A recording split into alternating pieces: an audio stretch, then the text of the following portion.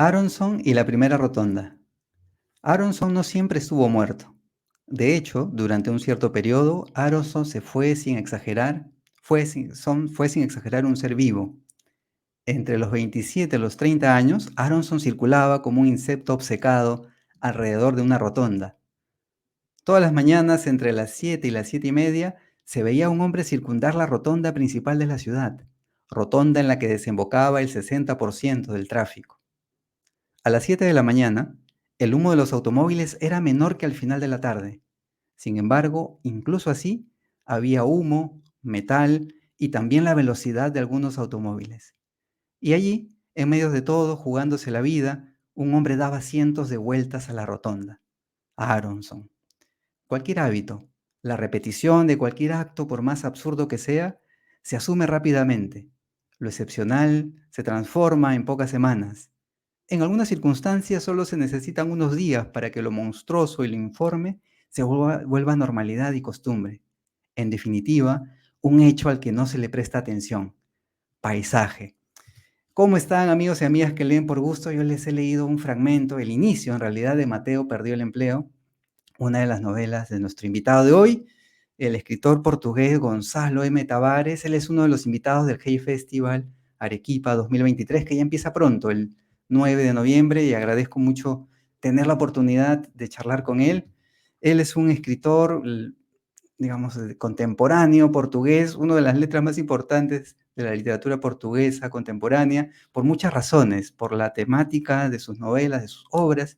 En realidad, hay una mirada reflexiva de quiénes somos, qué hacemos, cómo vivimos, y esta reflexión lo lleva también a explorar estos temas, ¿no? Este dar vueltas constantemente de Aronson, por ejemplo, que es lo que hacemos nosotros. Pero no quiero dar más preámbulos para charlar con él, con Gonzalo Tavares, que ha tenido la amabilidad de estar aquí. Hola, Gonzalo, muchísimas gracias por darte un tiempo y bienvenido a Lee por Gusto.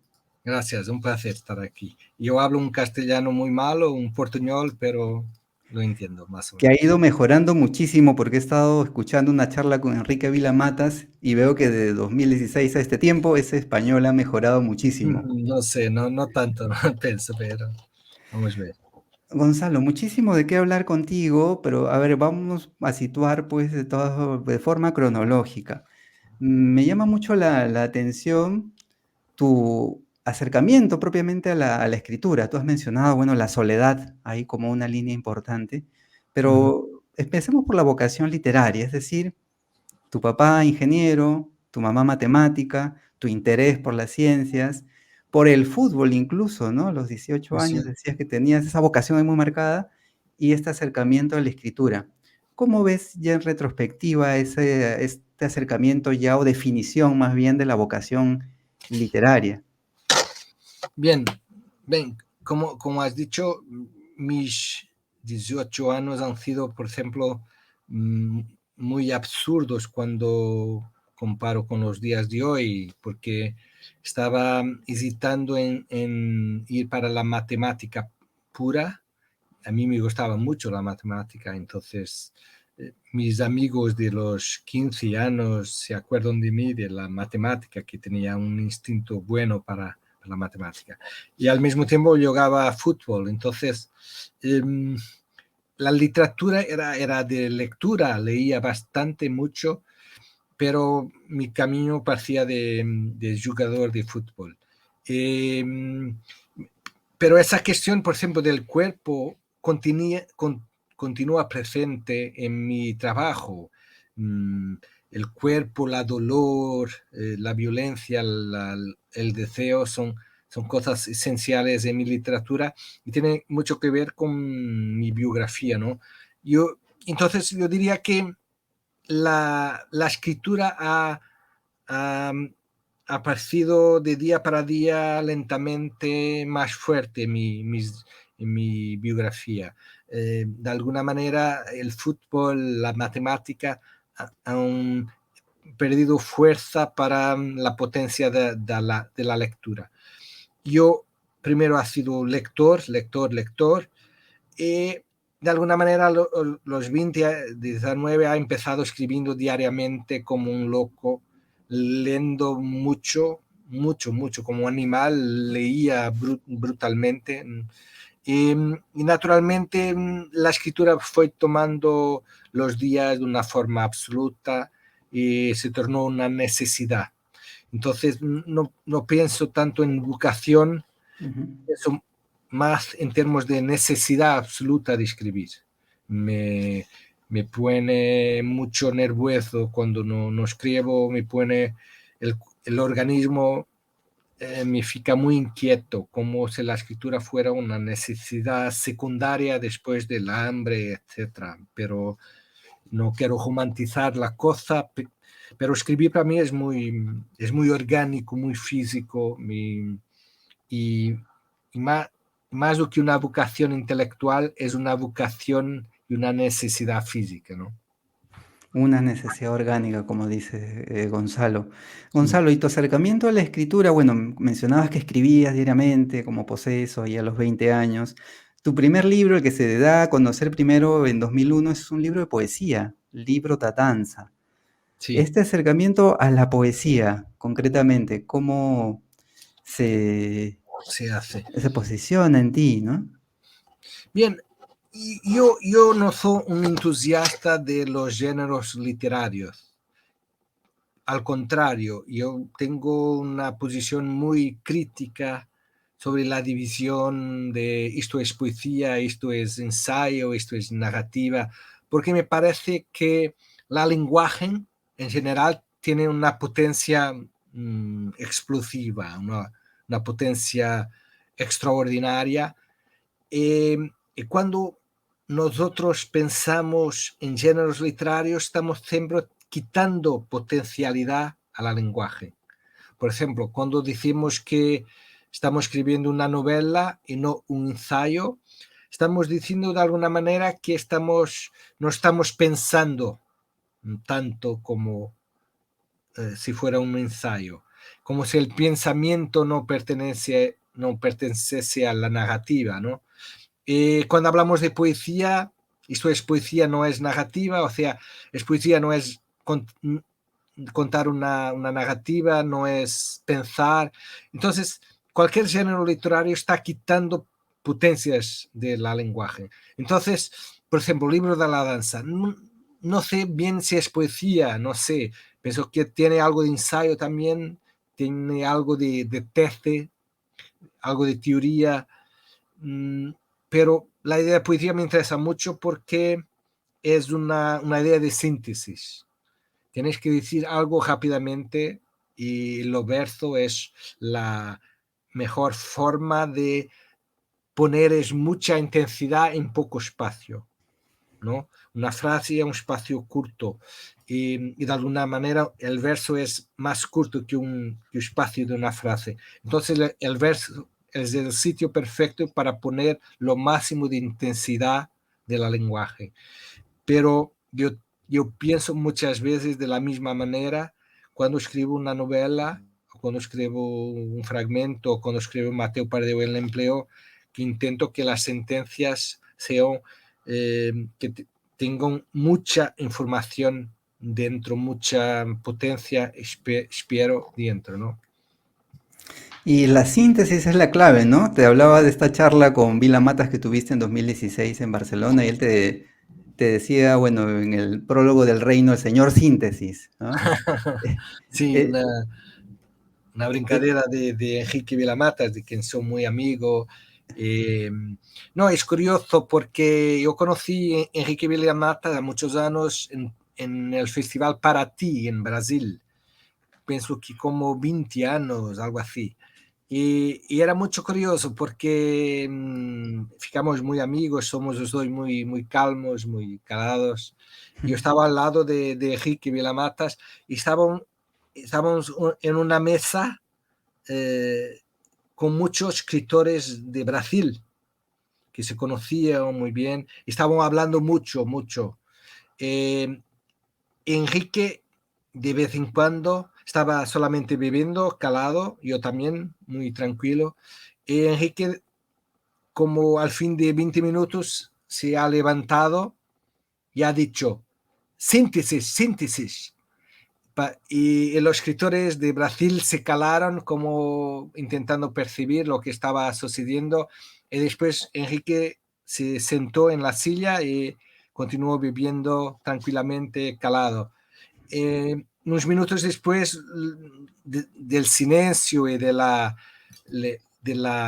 estupefacción de los escritores, y empezaron de nuevo hablando mucho. Entonces, como 15 minutos después, Vilamatas, que ha quedado calado todo el tiempo de nuevo, se ha levantado y dicho de nuevo, síntesis, síntesis. Y eso ha sido una lección de literatura, porque es eso, no es necesario escribir mucho. Yo, en general, escribo y después voy a quitar cosas, poner.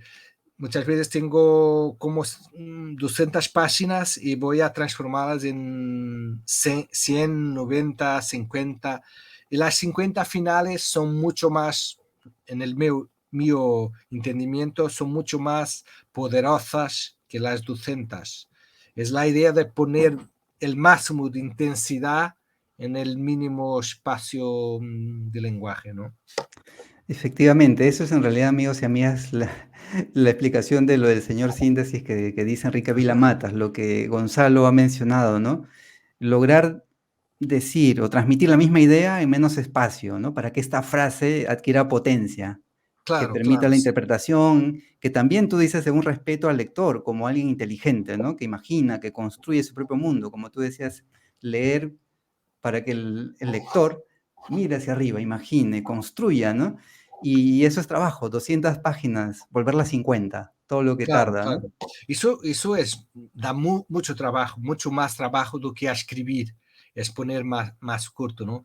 Yo, yo pienso que en general muchas veces se está haciendo una especie de do que ha dicho en un artículo yo he escrito sobre la literatura para fatigados.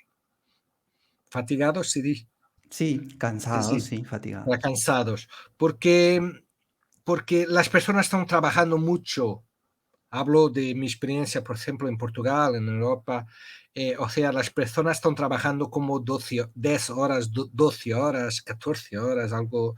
Y es curioso que en los años 60 del siglo XX se tenía un poco la utopia que parecía muy tranquila de obtenerla, que era tener 8 horas para trabajar, 8 horas para el lúdico y 8 horas para dormir, ¿no? Había una canción de Pete Seeger, por ejemplo, muy importante, cantor folk americano, que hablaba de 8 horas para trabajar, 8 horas para se divertir, ¿no? Y es curioso que han pasado como 60 años y las personas están trabajando más. Y las personas están muy cansadas, porque si trabajas 14 horas, no tienes al final del día potencia energética para leer un libro muy fuerte, ¿no? Necesitas de una distracción, de una masaje cualquier, ¿no? Entonces, esto es un ciclo, porque así las personas están tan fatigadas, tan cansadas, que necesitan de literatura para cansados. Y la literatura para cansados es una literatura acuática, una literatura no tiene peso, no tiene densidad, no tiene intensidad, no tiene estímulo. Es una masaje que para relajar, es para dormir, es una literatura para dormir, como si, por ejemplo, con los niños, que las madres y los padres lo leen, pequeños libros para los niños dormiren, ¿no? Se está haciendo literatura para los adultos dormiren. Las personas con 30 años, 40 años, 50 años se están haciendo libros para adormecer, como si fueran niños. Y son niños, no tienen. Y eso es trágico. Entonces yo diría que yo intento hacer una literatura para personas que están con mucha potencia energética. O sea, espero que una persona libre, cansada, que una persona cansada no sea capaz de leer mis libros, porque a mí me molestaría mucho que una persona absolutamente fatigada, pudiera leer mi libro tranquilamente. Espero que no, espero que mi libro le pida algo de su inteligencia, de su energía, pero las personas están trabajando mucho y muchas veces quieren de la arte y de la literatura cosas muy fáciles. Pero yo no soy un vendedor, yo soy un escritor, hago lo que quiero, lo que pienso que es cierto. Espero que el sistema en general, también un poco capitalista y de poner las personas siempre muy funcionales y trabajando como locos, que termine un poco y que las personas tengan libertad para escribir y libertad para tener energía para leer y para ver arte contemporánea, estimulante, etcétera, etcétera, ¿no? Sí, es lo que tú decías, Gonzalo, pues que la literatura no es un entretenimiento, ¿no? Tú decías, No, no claro. tomo la literatura como un entretenimiento, es No, eso me lo parece... contrario. No, y no, no es solamente la literatura, la arte en general. El Ujú. creador no es alguien que está haciendo, alguien que está retrasado y que tiene una hora para antes de venir el tren, y el escritor no es una persona que está distrayendo la otra persona que está esperando el tren, no es eso. Es, es un estímulo. Kafka hablaba mucho de una pancada fuerte, ¿no? O sea, de la literatura ser algo violento, algo perverso, algo que pone en causa mis pensamientos, mi forma de lidiar con la lenguaje. Entonces, no es algo para pasar el tiempo. Para pasar el tiempo hay los pasatiempos de los periódicos, para poner las palabras ciertas en el sitio, en el espacio cierto. La literatura es para poner las palabras en el espacio errado, en el espacio imprevisto, etcétera, ¿no? Es para poner las palabras nuevas en la cabeza de las personas, como si fuera un instrumento de percusión, ¿no? En la cabeza, en la testa de las personas. Y Ujú. tiene que ser eso. Y lo que es terrible es que muchas veces se escucha a las personas diciendo, por ejemplo, el filme es muy difícil, es mucho para pensar, o el libro es muy difícil, es mucho para pensar, como si fuera un problema del libro o en un problema del cine o del teatro. No, no es un problema del cine o del libro, es un problema de la persona que eh, no tiene curiosidad para conocer más de lo que lo conoce. Entonces, también pienso que se está creando una sociedad de desinteresados, de personas que están satisfechas con lo que saben y con los estímulos que han recibido de la arte y no quieren recibir estímulos distintos. Eh, Hay una especie de acomodación de, para recibir siempre el mismo estímulo. O sea, reciben grandes cantidades del mismo estímulo repetido. Eh, Cuando a mí me parece que lo más fuerte en el aprendizaje humana es tener estímulos distintos, ¿no? Las personas están repitiendo mucho. Ujú.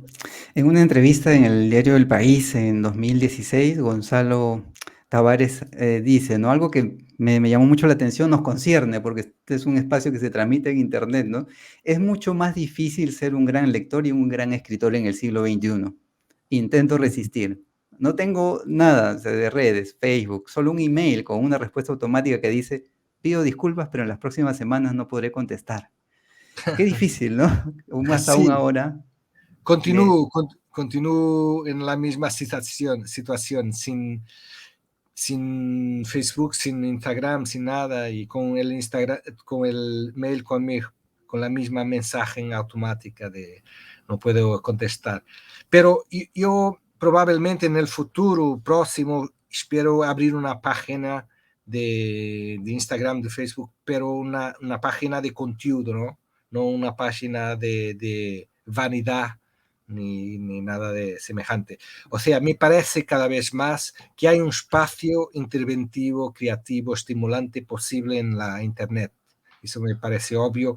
Y mismo en 2016 no estaba criticando la Internet, estaba diciendo que de alguna manera yo tenía una opción a nivel del tiempo que ponía las redes sociales en un sitio secundario.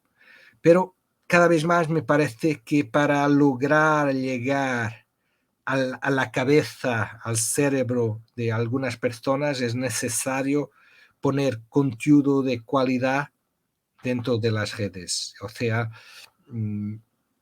más do que huir de la Internet, me parece hoy tal vez más importante interferir de una forma potente en las redes, y tal vez en el futuro yo intente abrir algo ligado a mi trabajo, pero también al trabajo de otras personas, de otros creadores. Hacer como una revista, algo así virtual, ¿no? Como decía Paul Auster, ¿no? Para escribir sobre el mundo, el escritor tiene que aislarse un rato del mundo, ¿no? Sí, Eh, sí, eso es necesario, ¿no? ingresar a esta cueva a la que aspiraba Franz Kafka, Un, ¿no? un Tener búnker. ahí A mí un me gusta búnker. mucho la palabra búnker, ¿no? Esa es la palabra en verdad, ¿no? Búnker. Y hablando, ¿no? De esta etiqueta, se ha dicho pues que Gonzalo M. Tavares es el Kafka portugués, pero esa etiqueta, a ver, hay que explicarla, desglosarla, porque yo les he leído al inicio un fragmento de Mateo perdió el empleo y hablaba de este dar vueltas, ¿no? Es por lo Ujú. que a Gonzalo Tavares ha dicho le interesa mucho explorar, ¿no? Estudiar al ser humano, escribir para estudiar al ser humano. Entonces estas Claro, sí, sí. situaciones aparentemente absurdas, repetitivas, la maldad por un tema, por un lado, perdón, la bondad, la alegría, la situación del hombre, ¿no? Son temas ahí que te Claro. conciernen y te interesan. No sé cómo es ese trasvase de la idea, porque tú dices que no tienes un plan para escribir, aparece, No, pero ¿cómo sí, lo sí. abordas, Gonzalo? Bien, yo escribo mucho por dando respuesta a un estímulo que para mí no es muy claro. Por ejemplo, la novela Aprender a rezar en la era de la técnica. Es una novela que el nombre dice un poco, que es el título, que es cómo rezar el Padre Nuestro, por ejemplo, que es una oración muy conectada con la tierra, con el mar, con el fuego, con los elementos naturales, ¿no? Y cómo rezar una oración muy naturalística dentro de una sociedad muy técnica. Y es curioso como entonces el libro es mucho sobre una persona muy fascista que está de alguna manera procurando una especie de nueva oración tecnológica, ¿no? Por ejemplo, ese libro ha empezado por una fotografía imaginaria en mi cabeza, que era una persona, imaginar una persona rezando, orando, al lado de una máquina del siglo XVIII muy grande, muy larga, y el sonido de la máquina se misturaba con el sonido de la oración. Y por veces se escuchaba más la oración, otras veces se escuchaba más el sonido de la máquina. Entonces, esa imagen me ha ponido en movimiento y ha empezado a escribir y eh, ha surgido personajes. Entonces, es muchas veces un estímulo visual, un estímulo intelectual que empieza una novela. Y esa, por ejemplo, esa situación de la máquina y una persona rezando al lado de la máquina no está en el libro, pero ha sido el motor del libro, ¿no? Entonces, mi escritura es muy animalesca, muy instintiva, al primero, y después muy más tarde, un año después, cuando voy a revisar y cortar, es muy, ahí sí, cerebral, técnica, que estoy quitando una palabra, cambiando una pequeña palabra por otra, pero al inicio es muy casi loca, ¿no? Porque no sé cómo lo hago. Muchas horas escribiendo sin parar, como si fuera un delirio cualquier. Y no quiero romantizar, pero es algo que yo no sé cómo lo hago. la segunda parte de revisar, de cambiar la palabra, es una cosa muy racional, que sé perfectamente hacerlo, tengo el dominio de hacerlo. La primera parte no sé cómo escribo. Es Ujú. una energía que se pone en palabras, se transforma una fuerza física, se transforma en palabras. Eso es escribir para mí. Ujú.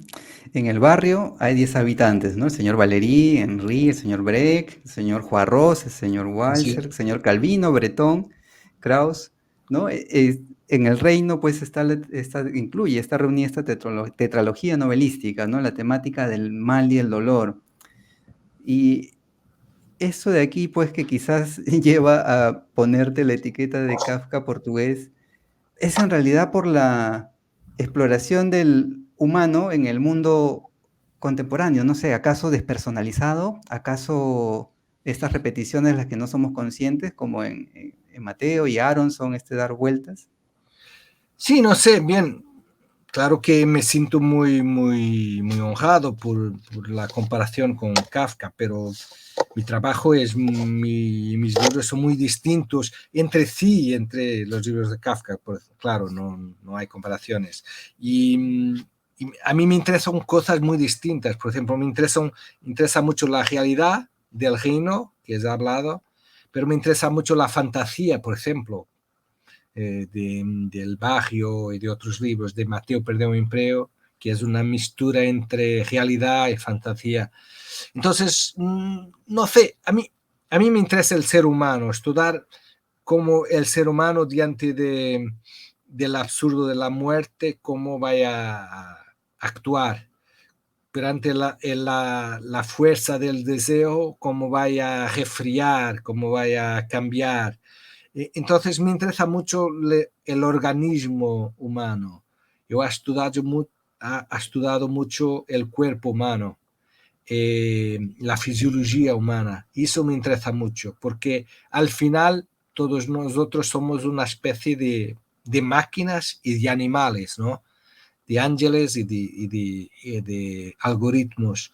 Y me interesa mucho cómo pensar el organismo humano diante de situaciones, digamos, negativas, cómo una fisiología puede eh, cambiar diante de una situación literaria. Y por tanto, muchas veces mis libros son una especie de experiencias con personajes, como si las personajes fuesen sustancias químicas que voy a misturar, ¿no? Una personaje en una otra, voy a hacer una mistura entre las dos, entonces intentar percibir lo que vaya a resultar del cruzamiento de dos personajes. O sea, es algo muy, por un lado, científico, pero también mucho delirante por veces, ¿no? Una mistura un poco común. Y de la tradición literaria portuguesa, ¿te sientes mucho más cercano a Saramago? Está Antonio Lobo Antunes, Pessoa, ¿qué nombre ahí? Bien, yo he escrito una epopeya que se llama Una viaje a la India, que ha salido también en Sespajal, Así es. pienso. Y, por ejemplo, es una epopeya que vaya a repetir la epopeya de Camões, de los Lusíadas, el gran escritor clásico portugués. Pero a mí, claro, me gusta mucho Lobo Antunes, las crónicas, me gusta mucho Saramago, las ideas de Saramago, el modo como pone una idea absurda al inicio para después seguir una narrativa muy lógica. Pessoa, claro, es muy importante. Yo diría que hay un otro nombre muy importante que es Agustina Beza Luís, que es una gran escritora portuguesa de la generación de Lobo Antunes y de Saramago, y que para nosotros en Portugal es la gran escritora portuguesa. Está al nivel de Saramago y de Lobo Antunes, y desafortunadamente es muy poco conocida. Y Agustina Peza Luis, por ejemplo, es una escritora también mucho de aforismos, y yo diría que también una escritora que me influencia mucho. Yo tengo mucho respeto por la tradición Y la idea de que llegamos después de personas y escritores muy fuertes es muy importante. No somos los primeros, nos habemos llegado después. Eso me parece un sistema básico de humildad, me parece. Pero claro que quiero hacer algo nuevo, ¿no? Respetando mucho la historia de la literatura, claro. Gonzalo, agradeciéndote nuevamente que te hayas tomado un tiempo para charlar con No, nosotros aquí en Lee por Gusto, quiero que cerremos pues al estilo de la página, que se trata de conocerte como lector. Y ahí de fondo se ven algunos libros, se vislumbran libros ahí de esta biblioteca que tienes a tus ah, espaldas. muy bien, muy bien. Si tuvieras que hablar de 5 libros favoritos para ti entrañables y hablar de cada uno, por favor. Bien, es casi imposible. Yo voy a decir casi al azar, porque a mi vuelta tengo aquí decenas de libros. Por ejemplo, un libro que es para mí ya un clásico de los cadernos de Cioran, que son los diarios de Cioran, que son de una potencia muy fuerte.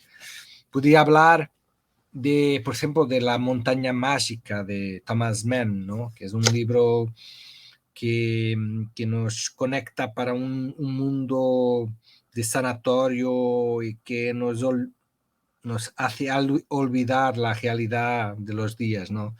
Eh, Pienso que, por ejemplo, la poesía de Rimbaud, y como digo, si me cuestionabas mañana, diría otros libros, pero la poesía de Rimbaud me parece absolutamente determinante y que ha cambiado la literatura en general. Dices también que, por ejemplo, yo diría que el libro que más ha cambiado mi biografía, no mi literatura, mi biografía es Cartas a Lucilio de Séneca. Séneca es un filósofo clásico romano que tiene como casi 2000 años y es un libro extraordinario sobre la vida, cómo vivir, cómo convivir con el tiempo, con la dolor, etc. Bien, ha dicho 4, ¿no? El último, puedo hablar, por ejemplo, de un libro como El hombre sin cualidades de Robert Musil, que es un clásico también del siglo pasado y que me parece también un libro importante porque tiene la potencia de la narrativa y la potencia del ensayo filosófico conectados perfectamente y digamos que es un libro que es uno de los mejores ejemplos de cómo el ensayo puede narrar y narrar historias y tener personajes. O sea, una mistura de géneros literarios que me parece muy importante.